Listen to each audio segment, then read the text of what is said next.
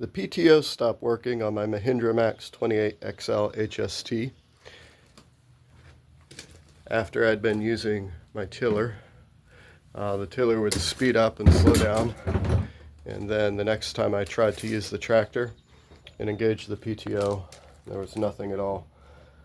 Some other symptoms were if I disconnected the PTO shaft and engaged the PTO, I could just grab the PTO shaft and stop it with my hand. It would spin very slowly, and then with the tractor off and the PTO engaged, I could take the PTO and spin it either direction with my hand. And I looked online, and the issue is the overrunning PTO clutch right here, and it seems to be a fairly common issue with these Max 28 and 26 XLs.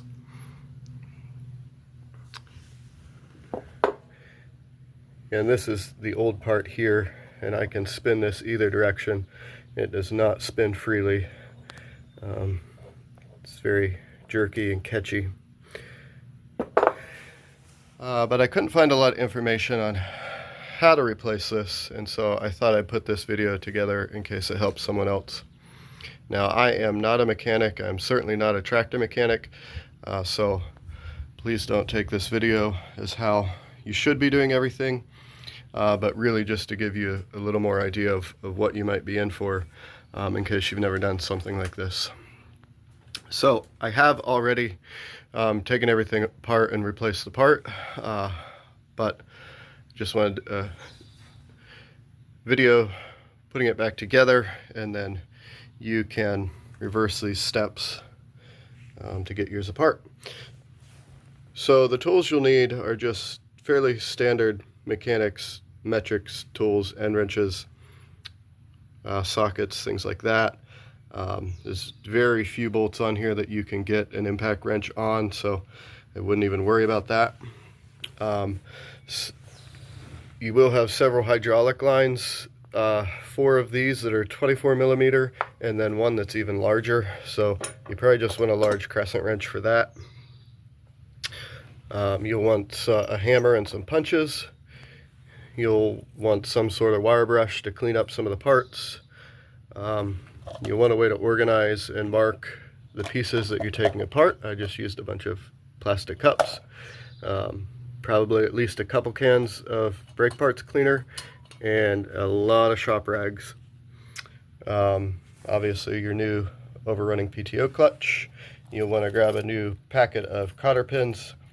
All the pedals and things go together with these, and they're very difficult to get off without breaking them. Not a necessity, but a lot of the bolts on the center case you can't even get a socket on, so these geared end wrenches will make your life a whole lot easier. You'll need some gasket maker to attach the center case to the bearing holder. You also might want to grab, you'll have 4 of these hydraulic connectors here, and they attach with, each of them have 2 of these soft washers to seal the fitting, so you might want to grab some of those if you want to replace them, or if nothing else, if you happen to lose one like I did. You'll also want to take this opportunity to just change your hydraulic fluid, since you will be emptying it all. So go ahead and grab your main hydraulic filter, and then the hydrostatic hydraulic filter as well, and about 5 gallons of hydraulic fluid. There's also a couple O-rings between the hydrostatic unit and the center case, and so go ahead and pick up these 2 O-rings. These 2 are the same size. There is a smaller one here. Mahindra currently has that marked as a non-serviceable unit. I don't think you can order it from them, but I'm sure you can grab an O-ring of that size somewhere. Additionally, you'll need to find a way to support your machine once you split it in half. So you can figure out the best way for you to do that safely. What I've done is I have one jack under the back, And then because my tractor does have the loader brace in the front for the front end loader, all I did was took a 4x4 and I took some straps and ratcheted that to the loader brace, and then I put one of these $35 Harbor Freight jack stands on each side supporting that 4x4 with some other boards underneath, and that way I can just slide this whole front end forward and backward. But whatever way works for you, just as long as it's done safely. The biggest issue that I ran into with this was you have to split the tractor at the clutch housing, and then you have to pull the hydrostatic unit out, the hydrostatic unit case, then you pull off the center case. And the biggest issue that I ran into was pulling off this center case. And it has 3 studs sticking out, and then I believe 10 bolts that run through this way. And I took those out and it would not come off.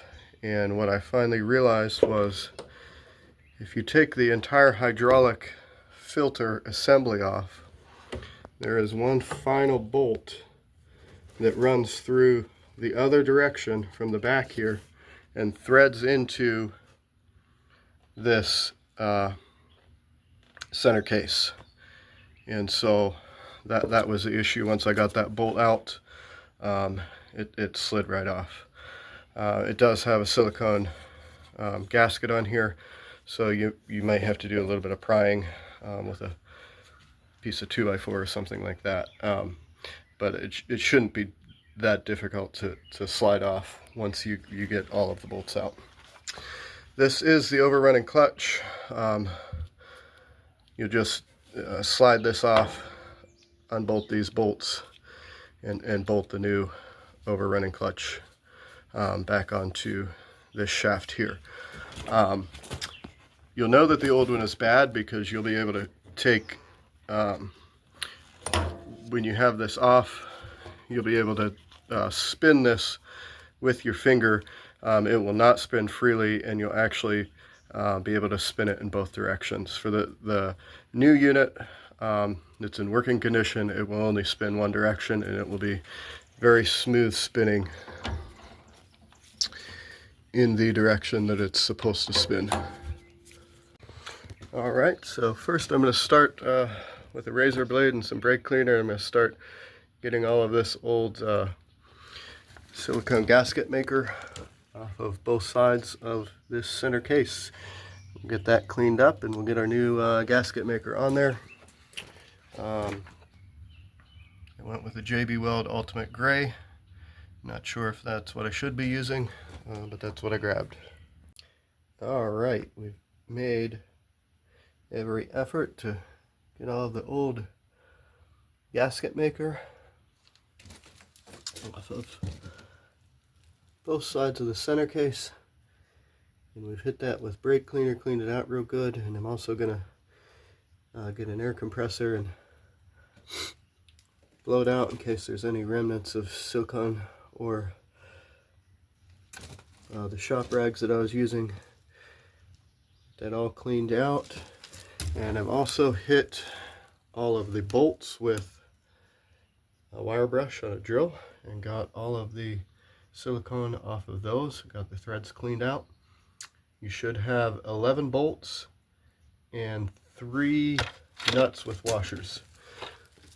That's what came out of here. If you're trying to get this apart and you don't have 11 bolts and 3 nuts, you're going to have a very difficult time.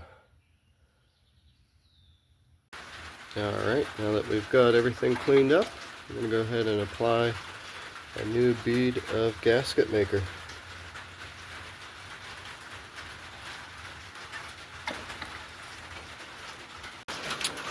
Okay, so we got our center case slid back on here. I did have a little bit of trouble getting it slid on all the way. I had to go ahead and turn this bearing here a little bit in order to get it fit back on there. We have our 11 bolts, 3 nuts, and don't forget our favorite back here that goes in from the back. So the directions on the gasket maker said to put the bolts on finger tight and let it sit for an hour and then tighten the bolts back another half turn. These do have spring washers on them, so you can't get them very tight with your fingers, so I did go ahead and just snug them up with a wrench, and we'll come back in an hour and tighten those up. Now these are very long-winded bolts, and some of these have very little room to get in there. You can't even get a socket on most of them. So if you do have one of these ratcheting end wrenches, it will make your life a whole lot easier. So while we're waiting for the gasket maker to set up, we're going to go ahead and get the front of this all cleaned up. We also have a couple hydraulic ports up here that we need to get cleaned up, and we'll go from there. Okay, so we've got the front of the center case cleaned up. We have our 11 bolts and 3 nuts tightened down. I did take these O-rings off and clean them up, but they should probably be replaced, so if you're planning on doing this job, you might want to order them ahead of time. You got 3 O-rings there, 2 large ones the same size, and then a smaller one. So what you're going to want to do before you go any further is go ahead and reattach your rear diff lock linkage. The reason we want to do that now is because this pin here will currently slide in and out. So just go ahead and slide that through.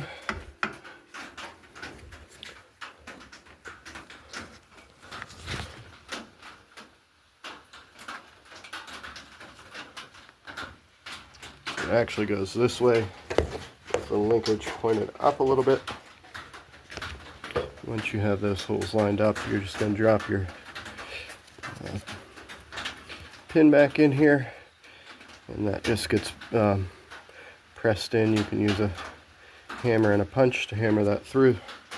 To remove it, it's the same process. You're just going to get a punch and hammer that through. Alright, we've got our new O-rings on there. I used some white lithium grease to kind of hold them in place. The new ones actually seem far larger than the old ones, so they didn't want to stay in place on their own. And then we got the hydrostatic unit slid back on here. It was a little bit of effort because you have 2 shafts that need to line up, but got it on there. So we got 4 bolts that hold the hydrostatic unit on. 2 longer, 2 shorter. The longer bolts are going to go in the holes that are further towards the front. Shorter ones are going to go in the holes that are further to the back. Next, I am going to refill the hydrostatic unit with new hydraulic fluid. I don't know if I need to do this, but it was certainly full when I took it off, so I'm going to put it back the way I found it. Next, we'll reattach our hydraulic line to our hydrostatic unit using this bolt. It does have a washer on the top side, but it should have an O-ring for the underside. If yours doesn't, that probably means you dropped it and it's laying somewhere on the ground. Next, we're going to clean up the front and back of our hydrostatic cover. This unit is open to the elements and it doesn't have fluid running through it, so it doesn't have to be perfect, but you're going to want to make sure that you have the hole that the forward assist shaft goes through cleaned out. Put a little grease on mine just to help me get it back together a little easier. And we'll go ahead and slide this back on and get it bolted on. Make sure when you slide this hydrostatic cover on here that this lever here is in this position.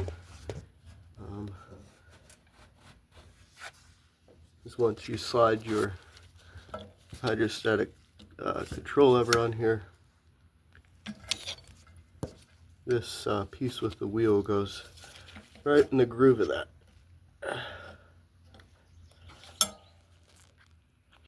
Next, I'm going to attach the hydrostatic filter housing unit and the hydraulic hose for this.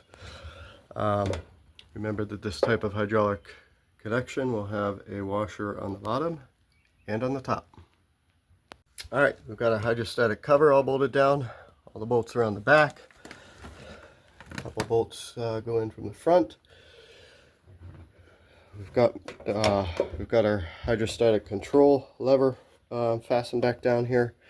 We've got our hydrostatic filter mount here fastened down, the hydraulic line fastened down.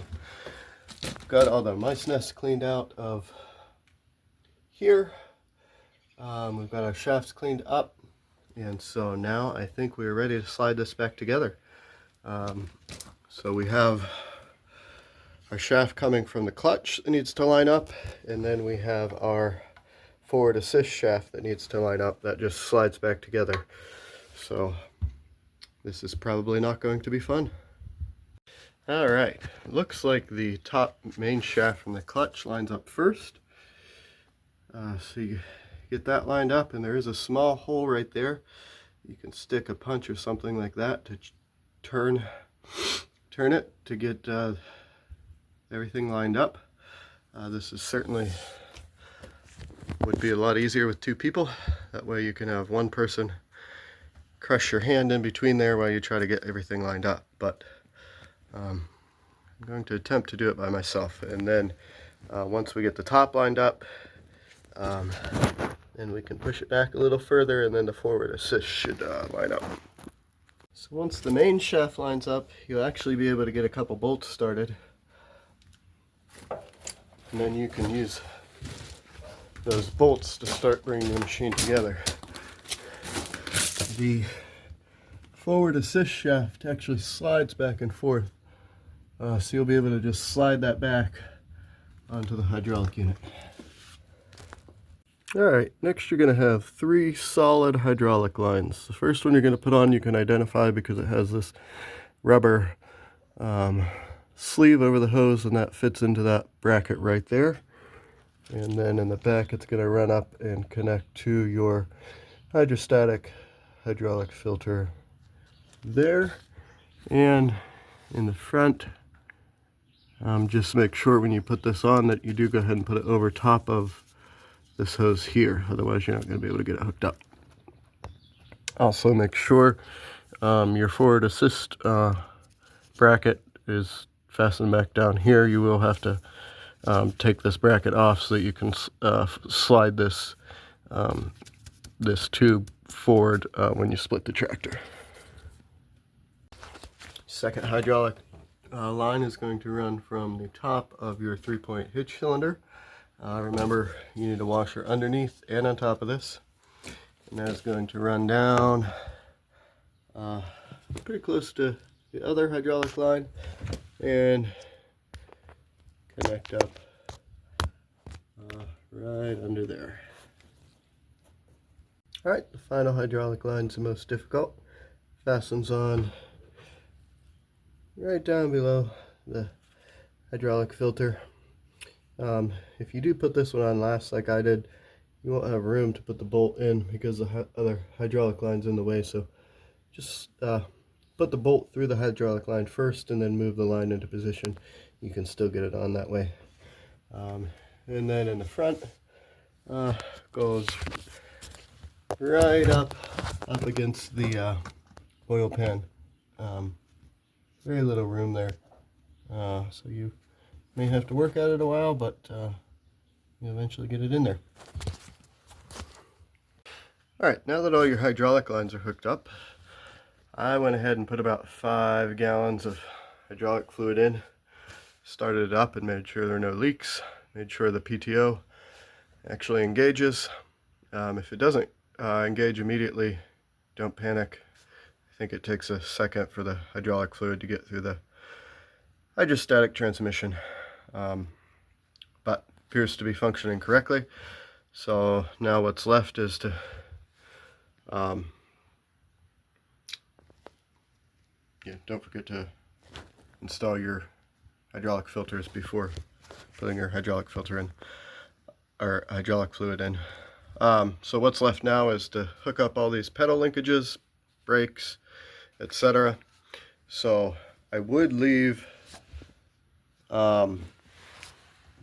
there's a kind of shock absorber cylinder here that attaches to your hydrostatic pedal. I would leave that to last, and the reason being, what I'm going to attempt to do is hook up all my springs to this little bracket.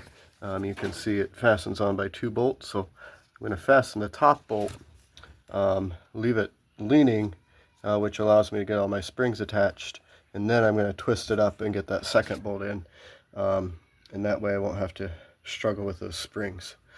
In addition, you put a cotter pin and a pin through this and a cotter pin, which attaches to your hydrostatic control. That runs back to a spring that pushes this up into that V, and that's what sets your pedal back to neutral when you let up on the hydrostatic pedal.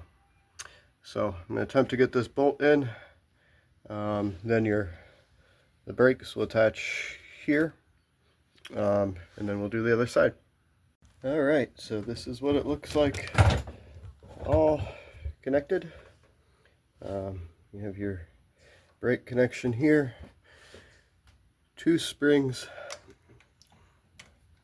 for the brake pedal. Down there you have that your hydrostatic control. It's going to be connected.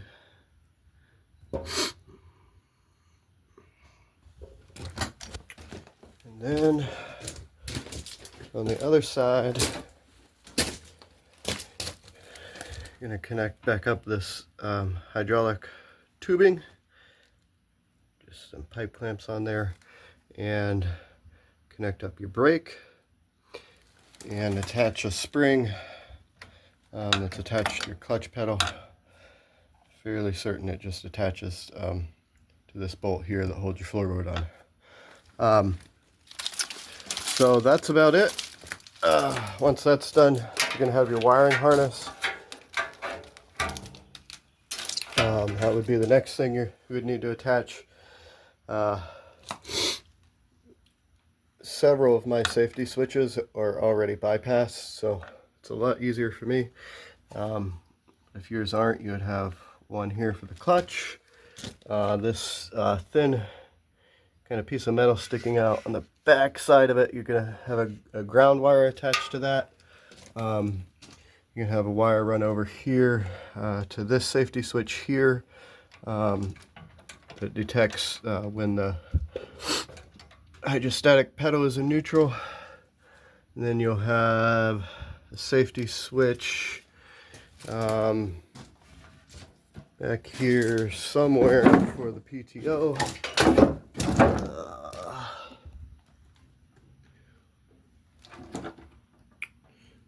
Not seeing it at the moment. And then you'll have 2 wires run out to your lights, one for the blinker and one for the tail light. Once your wiring's all connected back up, then you'll have your soft hydraulic hoses. You'll just route those back, zip tie them as best as you can.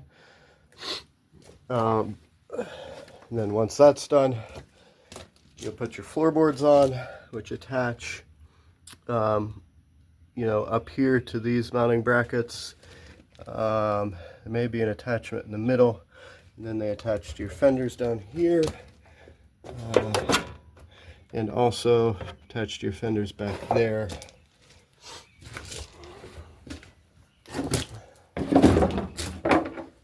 And then on this side, same thing, attached to this bracket.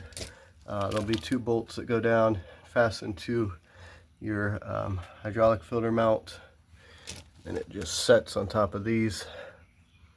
I think you'll have one more bolt back here, and then attached to your fenders here and here.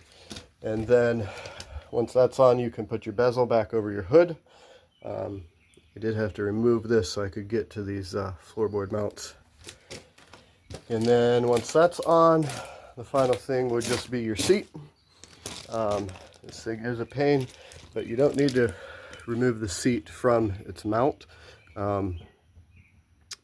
It'll just, these are the bolts where you'll connect that back to the floorboards, and then it just kind of sits down in the back.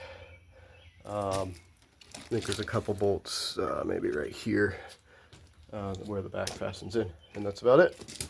Also, since I do have a backhoe, I'll have to fasten up all this backhoe bracing again to the underside, and we should be ready to go.